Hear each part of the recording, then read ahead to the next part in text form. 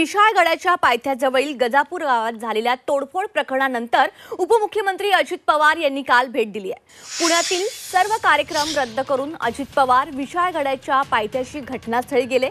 या ठिकाणची अजित पवारांनी पाहणी केली आणि त्याचबरोबर येथील नागरिकांशी संवादही साधला। तर विशाळगडाच्या पायथ्याजवळील गजापूर गावात झालेल्या तोडफोड प्रकरणानंतर आता उपमुख्यमंत्री अजित पवार यांनी काल या ठिकाणी भेट दिलेली आहे।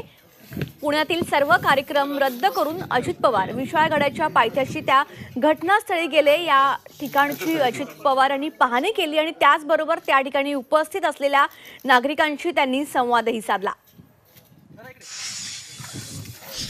कधी कधी असा एखादा मॉब हा थोडासा ॲग्रेसिव्ह झाला की मग तो कुणाचं ऐकत नाही। हे पाठीमागची अनेक उदाहरणं आपल्याला आहेत, त्याच्याबद्दल दुमत असायचं कुणाचंच कारण नाही आणि शासन कुणालाही कायदा हातामध्ये घेऊन देणार नाही। कायद्याच्या नियमाच्या चौकटीमध्ये राहून त्याच्यातनं पुढची वाटचाल केली जाईल।